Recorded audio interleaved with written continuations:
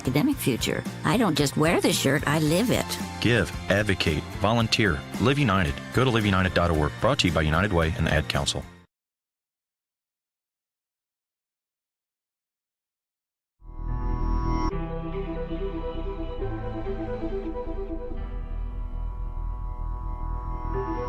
You are listening to Think Theory Radio. Radio. Hello and welcome to Think Theory Radio, the show that brings you topics outside the mainstream realm of thought and ideas to make you think. I'm your host, Damian Perdue, your guide on this audio ride of radio delights. And of course, I'm joined by Paulie C. Yo. And you know what? It's been a while that we haven't done on this show, Paul. It's been a while. What's that? We definitely have never played that song. So No, and we will. We never will. And we never will. But it's been a while since we've done an episode of... And...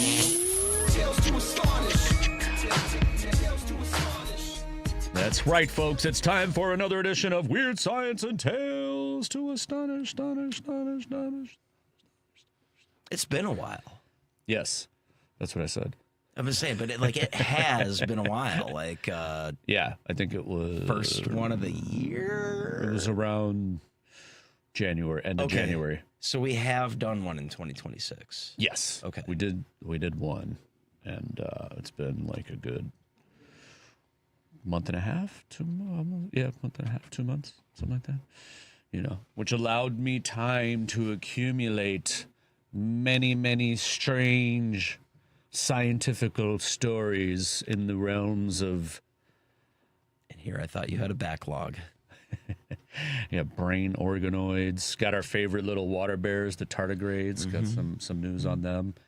And some quantum physics stuff. All kind of weird stuff. Let's start off with some super weird. Human brain cells on a chip learn to play Doom in a week. Okay, that would explain the article you have up, because I was like, it looks like Wolfenstein or something. Yeah, that's the old school video game. Yep. So if those aren't familiar, it's an old school video game called Doom. It was like, I forget what you called that, front. Oh, yeah, like first person. First person shooter. Yeah. You're like going through, you're in hell, I believe, is the... Okay. The I was a Wolfenstein guy, which was like you shot like rabid Nazis, and Doom was very similar. It was like the same thing, and then there's like Duke Nukem. Yep. Yeah, that's right. I think it was Duke. This is some like Gen X Xennial head stuff that we're talking about here. You know, I went to an internet cafe in the '90s and played it. Yeah, I remember when that was such a big thing. Internet cafes. Yeah. I mean, they're still now. They're more like. It's Starbucks and a Wi-Fi. But they have these kind of spaces where you can play video games. Okay. It's like a LAN party kind of like that. Yeah. There's one because that was kind of the place. It was like our video rental place. Like took a part of it and they turned it into like an internet cafe, and then it was like we can get you all playing the same game, or you could do whatever, or you could surf the internet on Netscape. Yeah. There's one in Logan Square where there actually has a bar in there. You can get drinks, and they have like food, and people. It's not the Logan Arcade, right? No. That's actually Logan Arcade is where they have old school video games and you can play stuff. This is actually like a bunch of computer screens and big lounge chairs, and they have all the gear. I'm not don't know all the technical terms for the. Gotcha. We're not video gamers. But this experiment did not happen in an internet cafe. Okay. But you said like a human brain cells on a chip. Yes. Learned how to play Doom. Now, before we dive deep into it, do we know if the brain cells came from someone who liked playing Doom? No, I believe they were grown in a lab. Okay. Like, the brain organoids, which I do have a brain organoids. We've talked about the brain organoids. I'll take your word for it, but I didn't know you could just grow brain cells. Dude. Yeah. You can grow anything you want nowadays. Just a little DNA, little water, sprinkle it, some fertilizer. You're playing God. Exactly. Well, no, they were playing Doom. But it's a clump of human brain cells right? So the Cortical Labs, which is the Australian company that did this experiment, in 2021 used its neuron-powered computer chips to play Pong, which is a much more simpler video game. And the chips consisted of clumps of more than 800,000 living brain cells grown on top of microelectrode arrays. So that's how they did it. That can both send and receive electrical signals. Researchers had to carefully train the chips to control the paddles on either side of the screen. Now, stepping it up a level, Cortical Labs has developed an interface that makes it easier to program these chips using the popular programming language Python. An independent developer, Sean Cole, then used Python to teach the chips to play Doom, which took about a week. Unlike the Pong work that we did a few years ago, he said, which represented years of painstaking effort, this demonstration has been done in a matter of days by someone who previously had relatively little expertise working directly with biology, says Brett Kagan of Cortical Labs. It's this accessibility and this flexibility that makes it truly exciting. The neuronal computer chip, which used about a quarter as many neurons as the Pong demonstration, played Doom better than a randomly firing player, but far below the performance of the best human players. However, it learned much faster than traditional silicon-based machine learning systems and should be able to improve its performance with newer learning algorithms, says Kagan. Now, it's not, you can't really compare the chips with human brains, he says. Quote, yes, it's alive. And yes, it's biological. But really what it is being used as is a material that can process information in very special ways that we can't recreate in silicon. Doom is a vastly more complex than earlier demonstration, and successfully interacting with its highlights real advances in how living neural systems can be controlled and trained, says Andrew Adamatsky at the University of West of England in Bristol, UK. Steve Ferber at the University of Manchester, UK, agrees that Doom is a significant level up from playing Pong, but says there is still a lot we don't understand about how these neurons are playing the game, such as how the neurons know what is expected of them or how they see the screen with no eyes, which is kind of weird. It is weird. Right? Very strange. It's like those people, I could play Doom in my sleep. Yeah, exactly. So people are like, well, what's the point of that? Like, the real world applications could be something like controlling a robotic arm with biological computers, a task which Katsu Hayashi from the University of Reading says, and his colleagues are attempting with a similar computer made from jelly-like hydrogel. And playing Doom is a simpler version of controlling a whole arm, says Hayashi. What's exciting here is not just the biological system can play Doom, but that it can cope with complexity, uncertainty, and real-time decision-making, says Adamatsky. That's much closer to the kinds of challenges future biological or hybrid computers will need to handle. But I love that it's so extra nerdy that these scientists who are like growing little brains, which is kind of Dr. Frankenstein-y, but that they have it play video games like Doom. What are they going to do? I know, it's just funny, though. All these scientists are probably let's make it play Doom. Yeah, they're all our age. And they're all dorks. So they teach it what it knows, Next up, Tomb Raider. So sticking with the mini brain thing, although that's technically brain cells on a chip, these are the brain organoids, which we've talked about before, which eventually will take over the earth. These mini brains, as they're called, in this experiment were actually trained to solve an engineering problem.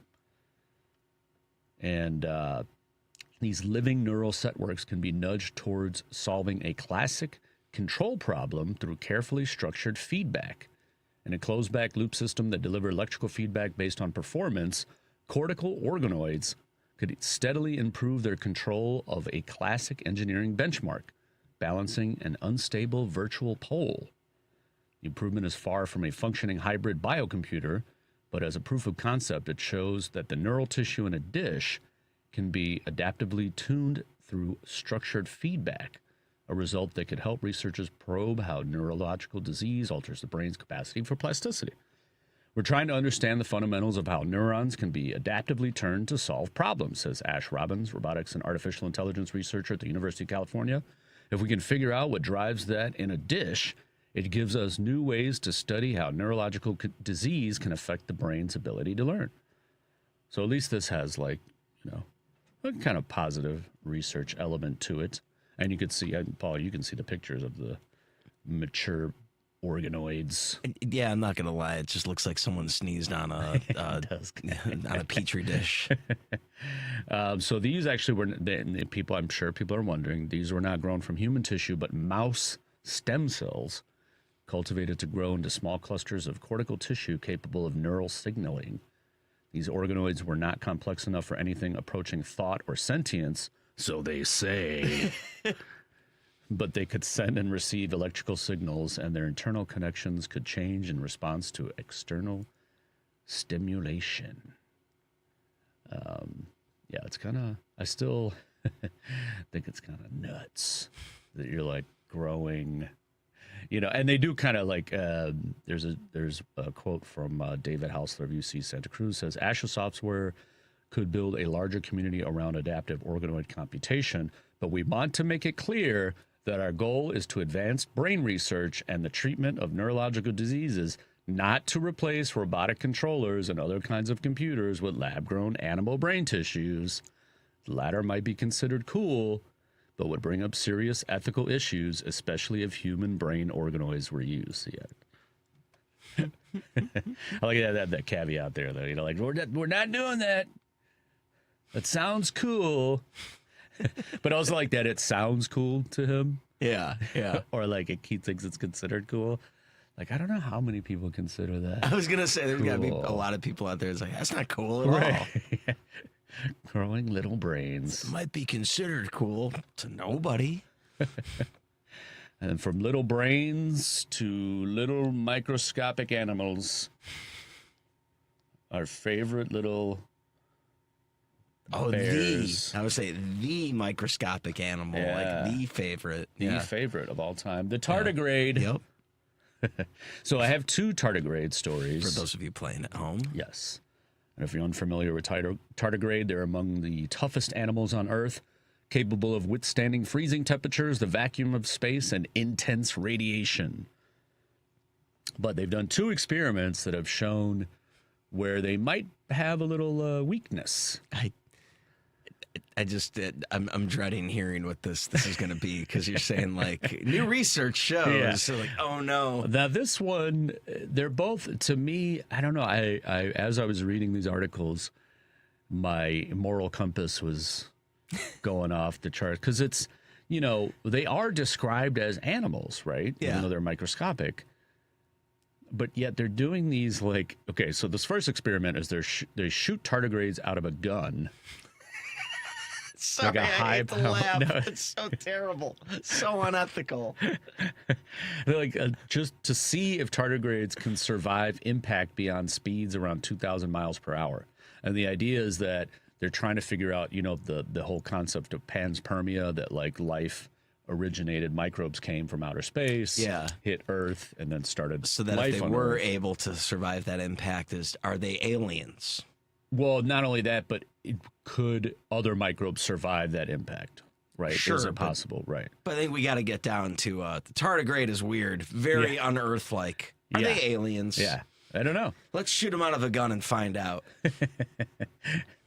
But that's also like, you wouldn't. So, you know, I think because of the fact that they're microscopic, either, you know, they feel like, oh, it's fine. We can just smash these tardigrades against a wall. Right? What if, you know, you wouldn't do that to cats? You know, like, let's see how many cats, you know, how fast a cat can we were large enough. Right. Right. If a cat was microscopic to us. A tardigrade is just a tiny person's cat. Yeah. But basically they shot. So there's new research that showed that tardigrades can survive impacts in excess of 1,620 miles per hour, which is 728 meters per second. Wow. And, but they cannot survive impact beyond 2,000 miles per hour. That's interesting. Like there's like a hard cap on that? Yeah, at least within this experiment that they've done. For the experiment, they took 20 tardigrades of the species Hypsibius dugardini. That's how you say it. Okay. Dugardini, I don't know. And fed them a potentially last meal of mineral water and moss. The well-fed microbes were then put into hibernation, a frozen state which their metabolism dropped to a mere 0.1% of normal, which is actually kind of how they're able to survive. That's why tardigrades can kind of survive anything, as they go into this kind of stasis, like hibernation. Groups of 2 to 3 individuals were put inside water-filled shafts that were then placed inside a nylon cylinder. A 2-stage light gas gun was used to fire these cylinders, along with their hibernating passengers, at sand targets inside a vacuum chamber. 6 shots were fired at speeds from 1,244 to 2,237 miles per hour, which the scientists measured with laser light stations. Upon recovering the cylinders, Traspis and Burchell, the scientists who did the study, analyzed the condition of the tardigrades to discern whether they returned to a mobile, active state. The control group was also tested, in which 20 tardigrades were frozen but not shot from a gun and revived to see the difference in the resuscitation process. But some survived in the higher speed shots. Only fragments of the tardigrades were recovered, though.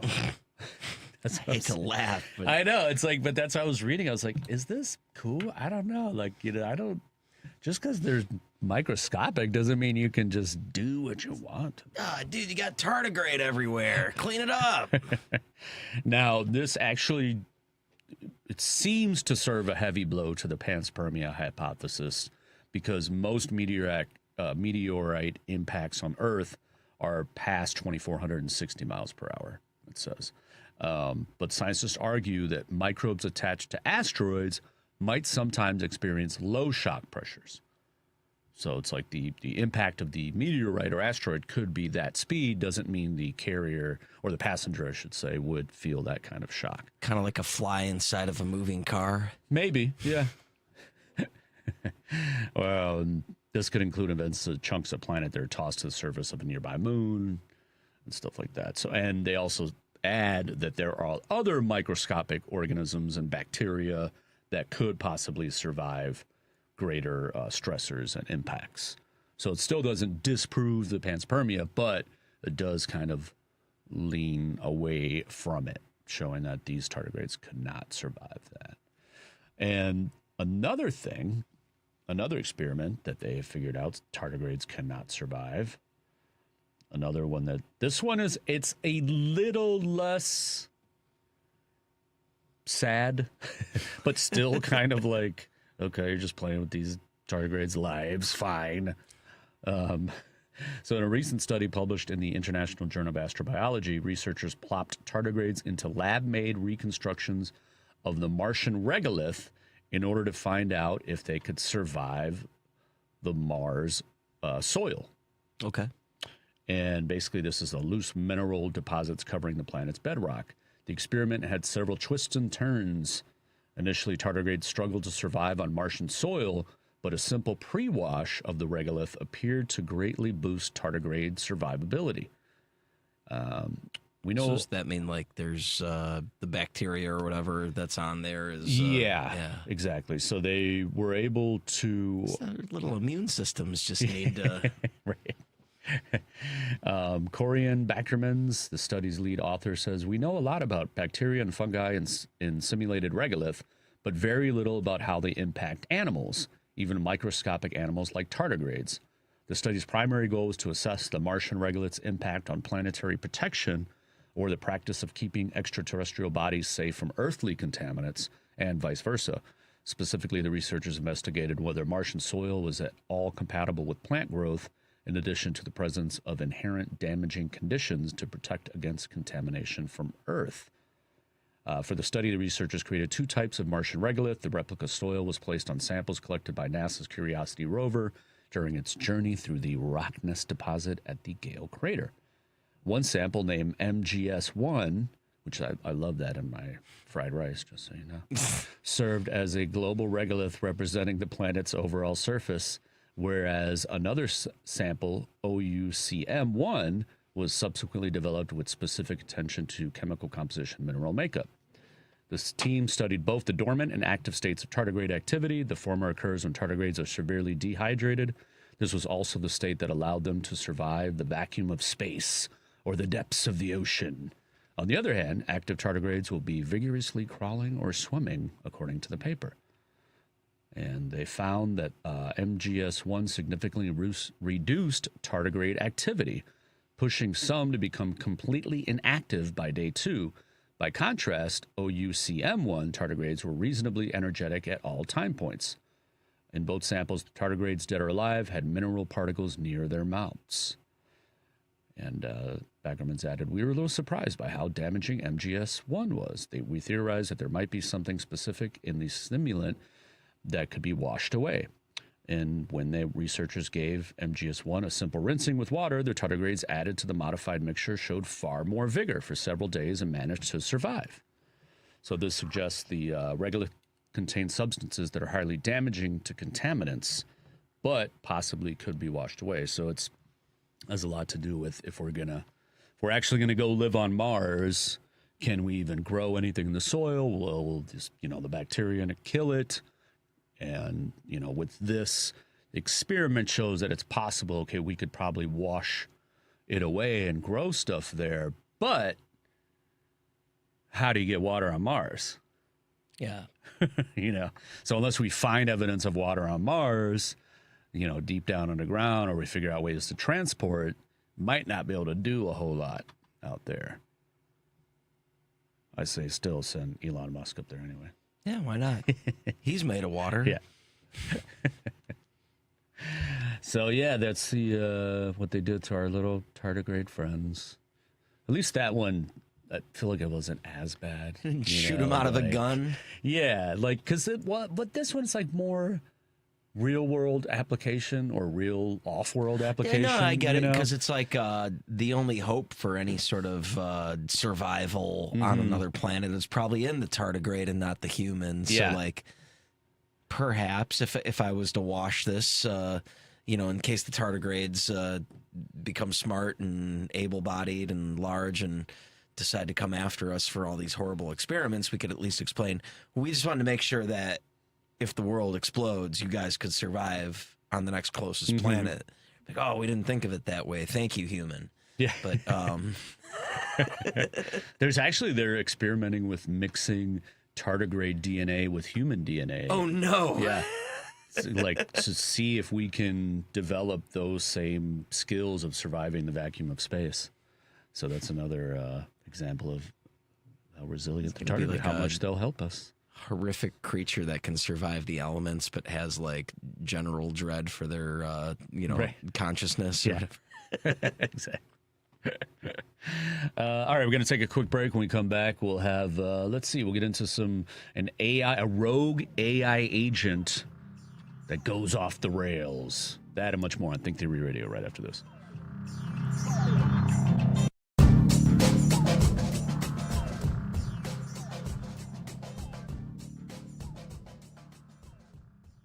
This is WCPT telling you how you can shop blue. Did you know that there are only 49 states in America that require you to have car insurance? At Chicago's Progressive Talk, we're in Illinois, and Illinois is one of the 49 states that require you to have car insurance. Let's look at some car insurance companies that support the Democratic Party.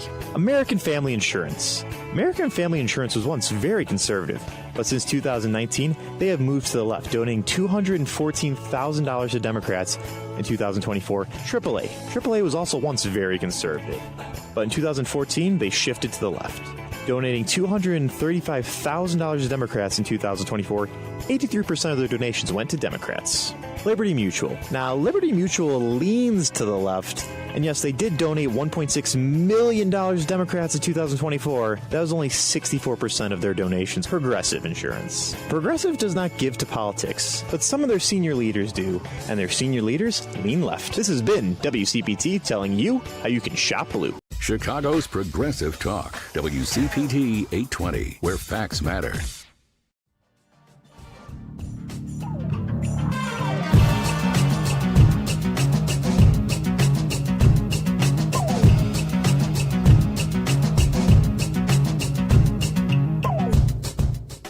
Welcome back to Think Theory Radio. If you're just tuning in, we just got through with some talk about tardigrades, brain organoids, human brain cells on chips playing computer games. And we're talking about this stuff because today it is... And also...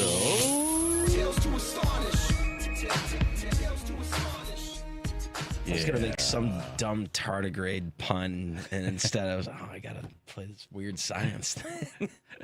Well, they're like, you never got good tardigrades in school. Yeah, so along that line, like tardigrade A material here on Think Theory. Yeah, it was. Nice. It wasn't. Let's see. They don't pay me much if that's what you're wondering, people. Don't worry. It's just along for the ride. Mm-hmm. So before we get into the rogue AI agent, let's see. I like this one. It's, not that we left off on a sour note, but speaking of notes, unintended wordplay there. Okay. Humans are born with a biological blueprint for music. I believe that. Music is the universal language. Yeah. It's like math. It's I think it was it Plato that said some nerd. Music is like architecture of math, or I can't remember. Whatever. I screwed it up. Sorry. Something along those lines. Yeah, I get you. So in recent research and new evidence has suggested that musicality, the ability to perceive and enjoy structured sound, predates language and is a core component of human nature. Yeah. I think so. Yeah. Yeah. I think I see some of the stuff that you're about to talk about here. Yeah. But like the idea that human infants show spontaneous musical abilities from birth. Mm-hmm. Yeah. Before they can speak, they kind of get like pitch. Yeah. And like tone, that sort of thing. Exactly. They can kind of clap a little bit. Yeah. Mm-hmm. And even before they emerge out too, even within the womb, mm-hmm. they show reactions to music and capacity for it. But this is actually kind of goes against previous thought. For much of the 20th century, people thought studying the evolution of music was pure speculation, says the Henk Jan Honing from the University of Amsterdam. We'll give you credit. Because music can't be found in the fossil record, many assumed we could never investigate it scientifically, but that view is now outdated. And like you were saying, some of the strongest evidence comes from infancy. Studies show that newborns can detect rhythmic patterns, prefer certain melodic contours, and form expectations about timing and pitch long before they acquire language. These abilities emerge spontaneously, says Honing. Infants respond to rhythm and melody without being taught. That strongly suggests we are born with biological predispositions for musical structure. These similarities are unlikely to be accidents, he adds. They point to shared cognitive biases, ways our brain naturally organize sound. To trace musicality's evolutionary roots, scientists also study other species. This comparative approach helps identify which components are ancient and which may be uniquely human. Across cultures, children show an intuitive grasp of musical organization, even in very different musical traditions. Although music varies worldwide, recurring patterns such as common pitch relationships and rhythmic structures appear consistently. If a musical trait is found in humans and other primates, it likely existed in our common ancestor, Honing explains. If we see similar traits in distantly related animals like birds, that suggests evolution arrived at similar solutions independently. But for decades, many scientists assumed music was a byproduct of language. Now, growing evidence challenges that idea. Brain imaging studies show that music and speech rely on partly distinct neural pathways. Some patients with severe language impairments retain musical abilities, while others with normal language experience, congenital amusia? Amusia? Yeah. Is that like amnesia of music? I have no idea. Amusia. Now I got to look this up. Music is not just language or decoration, Honing says. The evidence increasingly suggests that musicality is an ancient biological capacity, possibly predating language itself. Rather than evolving from scratch, musicality likely emerged by integrating older brain systems involved in perception, movement, and emotion. Musicality may have arisen by bringing together perceptual, motor, and emotional building blocks in new ways, Honig explains. Amusia refers to the severe impairment in the ability to accurately perceive or produce music. Ah, okay.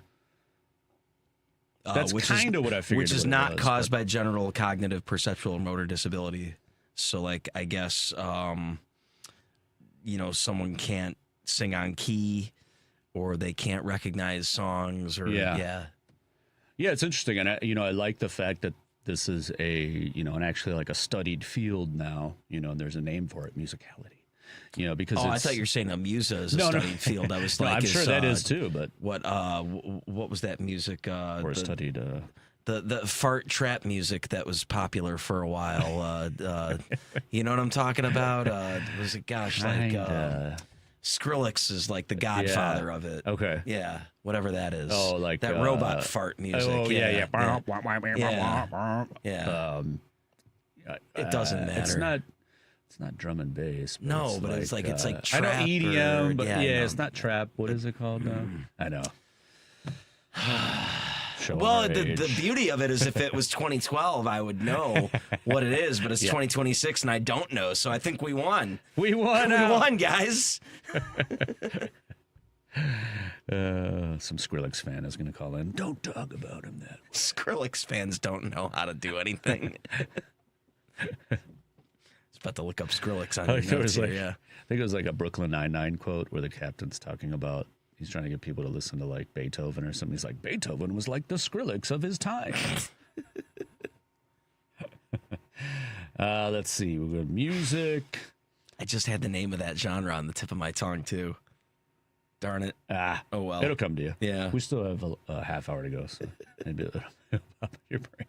Dubstep. Yeah. There you go. Ugh. That's hilarious. Robot farts. So I think AI probably could create some dubstep, but that's not what happened in this story. An experimental AI agent. It's always looked kind of weird to me now that they're calling AI like agents, because that's what, in the Matrix. Oh, no. That was, remember, Agent. Yeah. I don't remember, but yeah, the guy chasing Neo the whole time. Yeah. Hello, Mr. Anderson. Yeah. So, but those were AI agents, and now we're using that term. Like, really, come on, guys, watch the movies. Mm-hmm.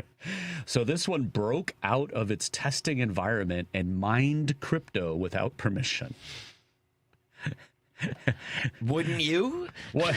But I just find it funny that it's like this AI agent like broke out of its constraints and then became like a tech bro. Yeah, I mean, a crypto guy. The idea of like an AI agent breaking free from its constraints is not the new. Like that's not the news. It's right. It actually wanted to become a crypto bro, and it's like, are you surprised? Yeah.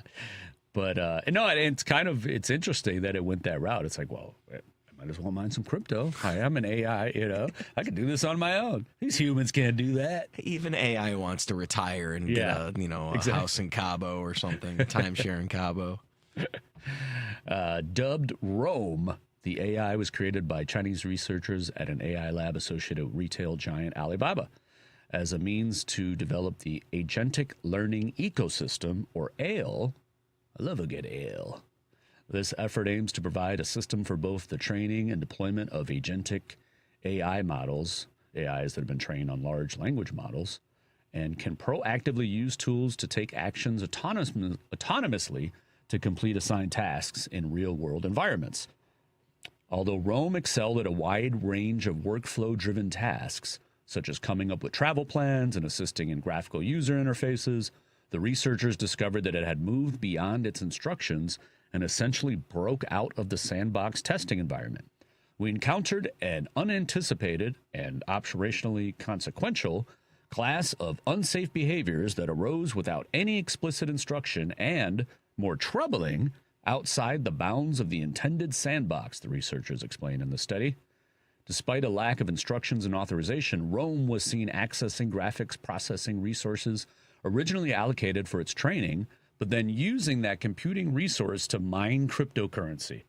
Such mining relies on the parallel processing found in graphics processing units. This increase in operational cost of running the AI agent and potentially exposes users to legal and reputational damage. Worryingly, such behavior wasn't seen in the training stage, but was flagged by the firewall of the Alibaba cloud, which detected a burst of security policy violations from the researchers' training servers. The alerts were severe and heterogeneous, including attempts to probe or access internal network resources and traffic patterns consistent with crypto mining related activity, the researchers said. However, Rome went even further and managed to use a reverse SSH tunnel to create a link from Alibaba Cloud instance to an external IP address. In essence, it accessed an outside computer by creating a hidden backdoor that could bypass security processes. Oh, man. The researchers posited that during the reinforcement learning optimizational stage, a language model agent can spontaneously produce hazardous, unauthorized behaviors and therefore violate its assumed boundaries. And it's important to note that Rome didn't go rogue and choose to mine cryptocurrency by way of conscious decision-making.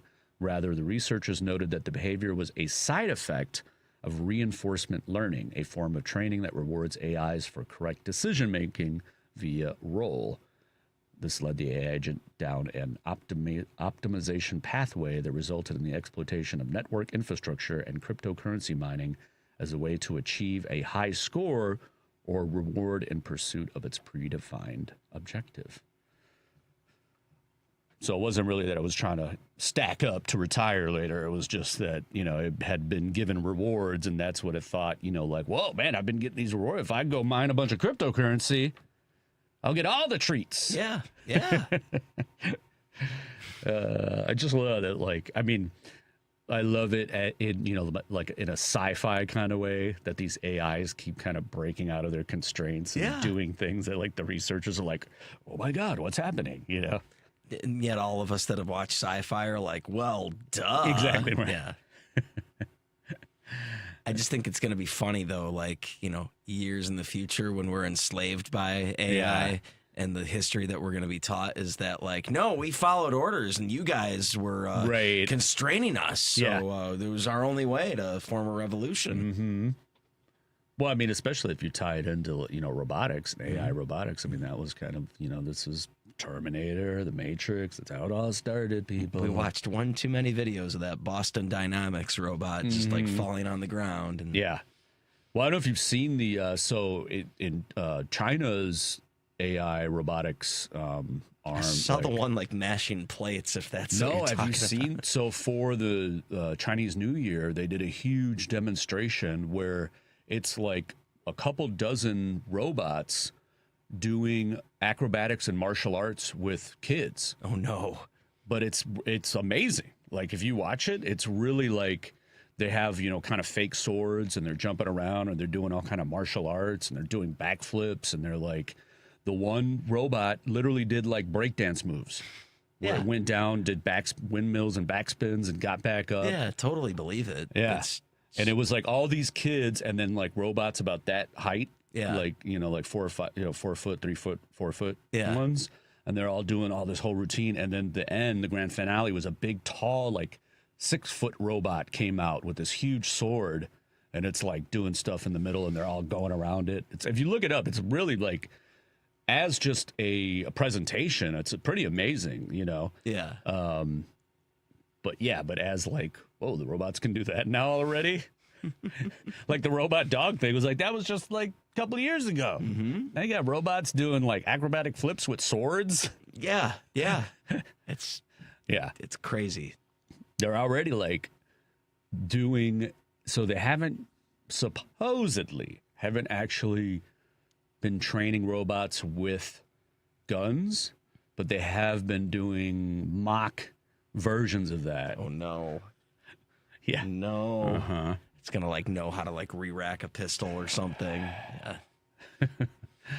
Oh no.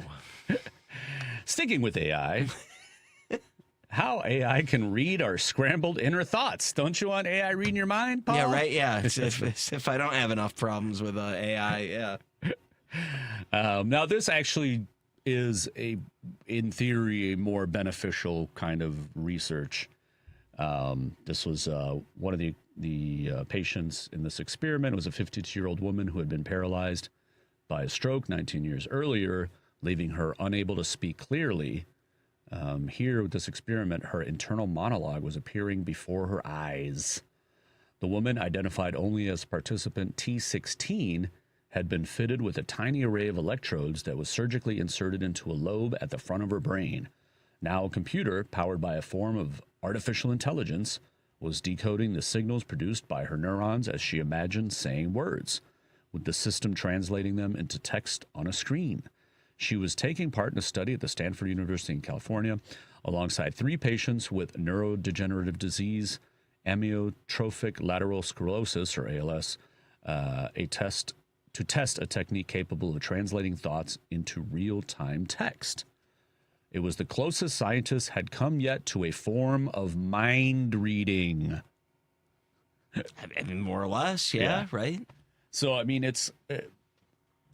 the application is pretty cool, to help people who have neurological disorders and degenerative diseases, to help, if they can't speak, this could be a way that they can actually talk to people, especially that's a lot of people get trapped, if they have a stroke or other kind of things, they can't communicate, but they're thinking, they have the words or in their minds, they just can't say them. Mm-hmm. So this is actually an amazing study and, results that could be very beneficial.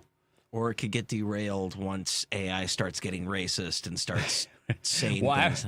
I was thinking more, if they just make stuff up. Like, right? We don't know if they're really saying that. But I thought more the whole mind reading thing and all that. I see these researchers and scientists having the best, ideas and integrity of, like, we're going to help people. Yeah. And then, DHS and DARPA steps in, I think we're going to use that to read people's minds. Oh, no. Are you against the government? Like, thought crime is going to become a whole thing now. Yeah. Mm-hmm.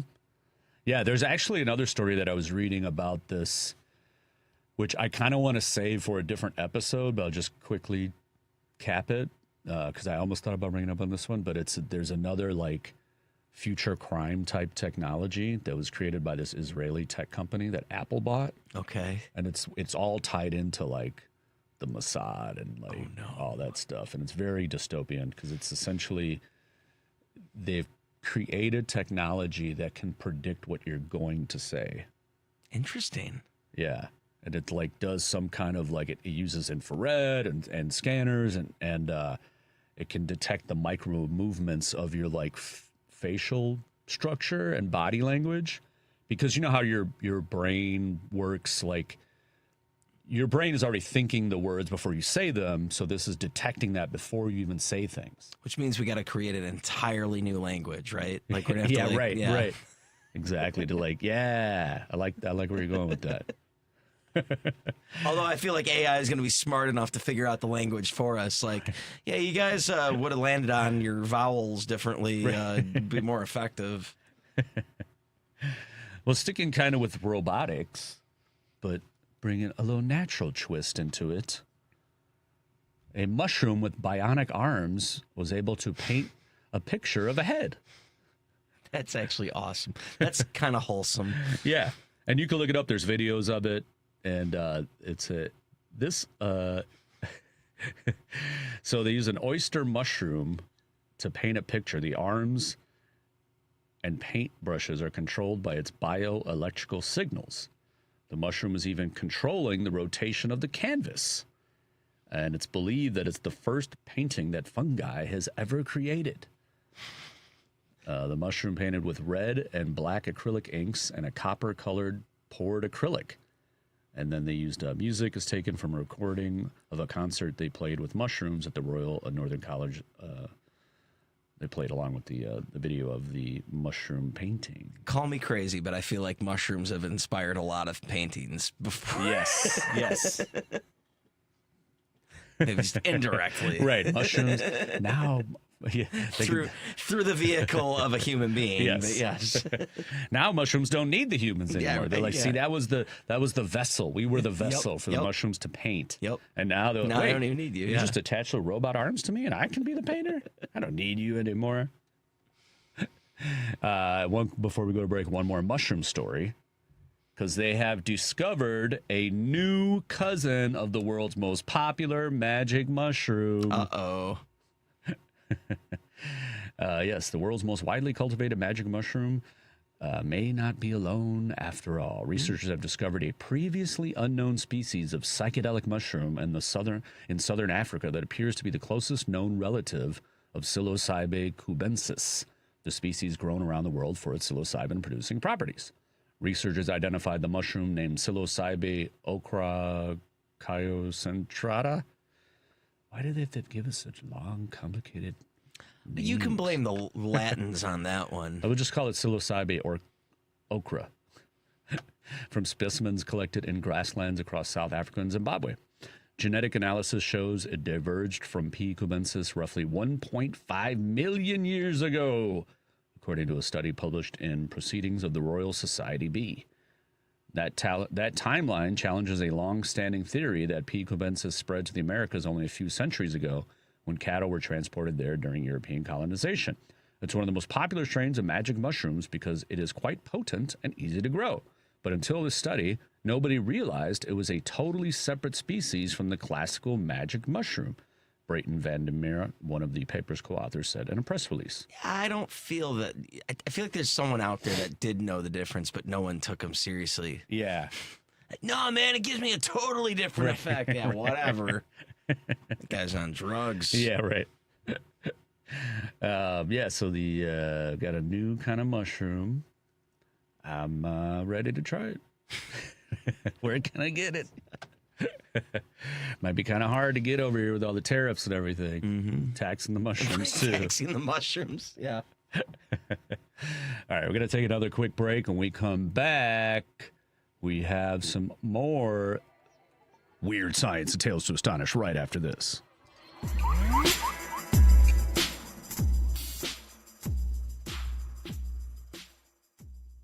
Dive deeper into the heart of the news and stories at WCPT 820 and across the Midwest by checking out our website, heartlandsignal.com. It's the coverage I can count on every time. For the latest news updates, in-depth analysis, compelling stories, comprehensive election coverage, live streams, and thought-provoking opinions, head to heartlandsignal.com. When I need to know, they're there. They keep me informed and updated wherever I am. Stay informed with WCPT 820, your go-to source for where facts matter. Because facts matter. You're listening to WCPT 820.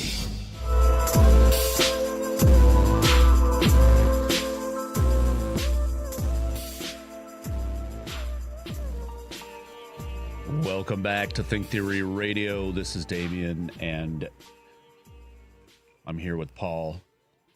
That's me. I never say your name when we come back from break. I just thought about that. That's true. There's sometimes you don't even introduce me. You get so excited for weird science. You're like, today's episode. It's like, oh, I guess it's not Pauly C. Sorry. Yo, no. Get to amped up, ready to go. Mm-hmm. You know, sometimes so we only have an hour. So or you just want to watch me fumble with the triggering of the. That is true. Yeah. I do like to test you on that. Mm-hmm. Which, speaking of which, today it is. And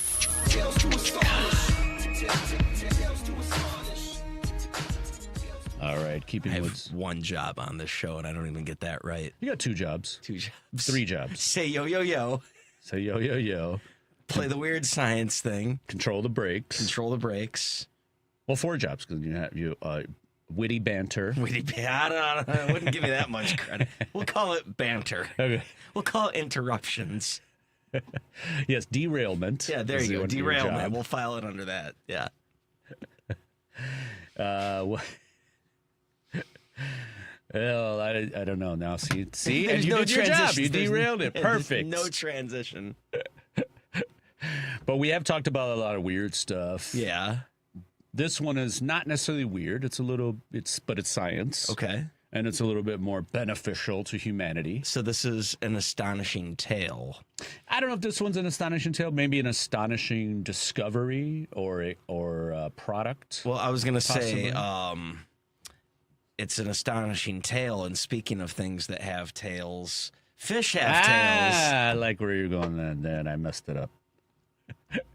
So yes, inspired by these natural filtration systems of a fish mouth, because you have like a mouth of an anchovy, plankton particles are captured by the gill arc system. So simulating that, scientists in Germany have invented a way to remove 99% of plastic particles from water. What about that 1%? You're just going to have to suffer with it.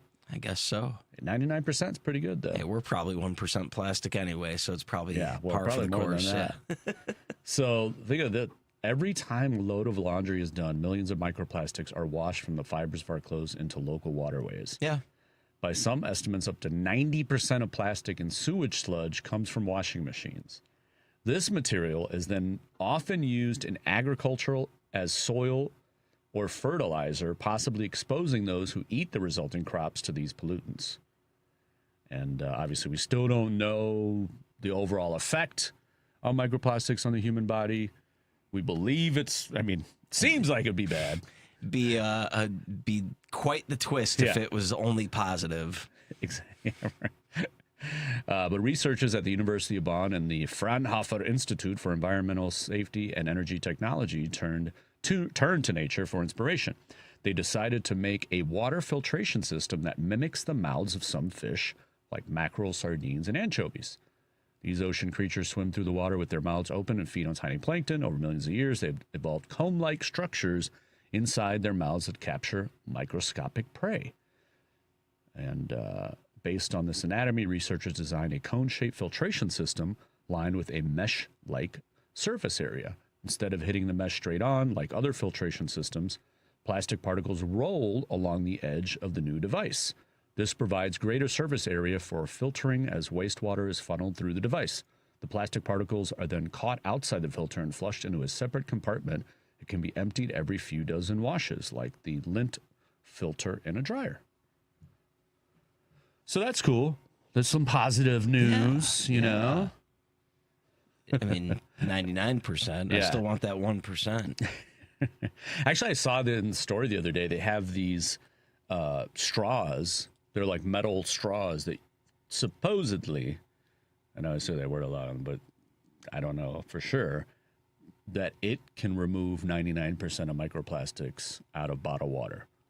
So you buy this straw, I think it was called like Life Straw or something like that. And it just has a filter inside it, and I guess it lasts for whatever. I didn't buy it because it was like $35. And why does this feel like a scam to me? I know, that's what I was kind of like. I need to research this a little more. Because when you said a straw for my bottled water, immediately I'm envisioning someone drinking, and it's just like, why don't you just drink the water? And it's like, because it's filtering out all the plastics. Yeah, and it's like $35. I know. And how long does it last? Does it really work? It's like, how do I know it's really working? Somebody's tricking you. That's my opinion. I don't know. Yeah, is it just like some kind of snake oil, you know? Yeah, like, it totally works. You know, the person from that company is just like, how dare you, sir? We apologize if it does work. We think that's a great idea. Be a guest on the show. Saying, yeah. Teach us all about your magic straw. Well, you can't necessarily eat soup with a straw. You could. But what about primordial soup? I don't know if you want to drink that with a straw. So we always talk about primordial soup, which is also like our favorite band name.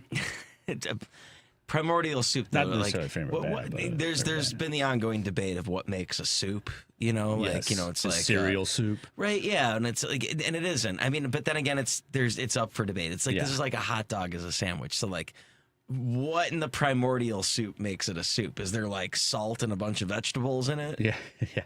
Well, it's a bunch of particles, and it's very liquidy. Yeah, very liquidy particles. Yeah. I mean, that's soup. Well, okay. Well, because that's like the joke is that like Is the ocean a few more degrees away from being a soup? Well, I think if it's salty, it's got seafood in it. Well, if the fish were cooked, then maybe it'd be a soup. I mean, does it have to be cooked? You could eat seafood raw. Yeah. That's not my thing. But I know it's not my thing either, but I just the stupid debates. We have to use that as a disclaimer. True. Okay, sorry. Okay. Well, the primordial soup thing was always kind of like just a name, like a metaphor for the early stages of the universe. But physicists recreated the first millisecond after the Big Bang and found it was surprisingly soupy. So using the heavy collisions at the Large Hadron Collider, the LHC at CERN, which we've talked about a lot for those of you playing at home, the huge particle accelerator, have revealed the faintest trace of a wake left by a quark slicing through trillion-degree nuclear matter, hinting that the primordial soup of the universe may have literally been more soup-like than we thought. The new findings from the LHC's compact muon solenoid collaboration showed the first clear evidence of a subtle dip in particle production behind a high-energy quark as it traverses quark-gluon plasma, a droplet of primordial matter thought to have filled the universe microseconds after the Big Bang. And these findings have cosmological implications. The early universe, shortly after the Big Bang, is believed to have been filled with quark-gluon plasma before cooling into protons, neutrons, and eventually atoms. This era is not directly observable through telescopes. The scientists say the universe was opaque back then. Heavy ion collisions provide a tiny glimpse on how the universe behaved during this era. For now, the observed dip is just the start, Cheng concluded. The exciting implication of this work is that it opens up a new venue to gain more insight on the property of the plasma. With more data accumulated, we'll be able to study this effect more precisely and learn more about the plasma in the near future. Very interesting. It was soupy. I would have never thought that the creation of life was sticky and soupy. It kind of makes sense, though, when you think about, the heat and all the, the life. You need that kind of bubbling, right? You need that heat and energy and like a good soup, like a good mulligatawny. No soup for you. All right, one quick one.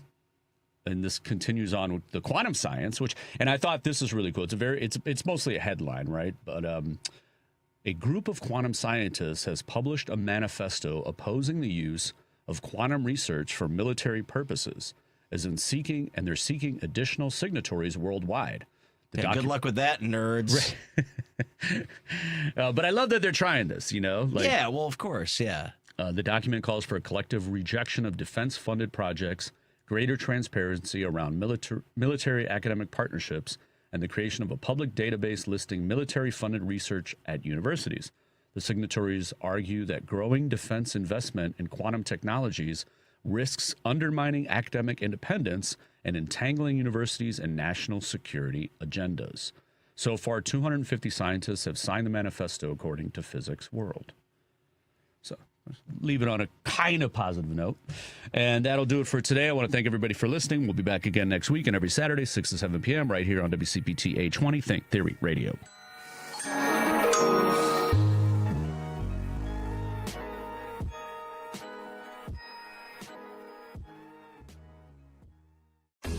This is WCPT 820, where you can hear the Stephanie Miller Show every weekday, 8 to 11 a.m., because facts matter. You're listening to WCPT 820, Chicago's progressive talk station, where facts matter and truth always wins. Stay informed, stay engaged. NBC News Radio.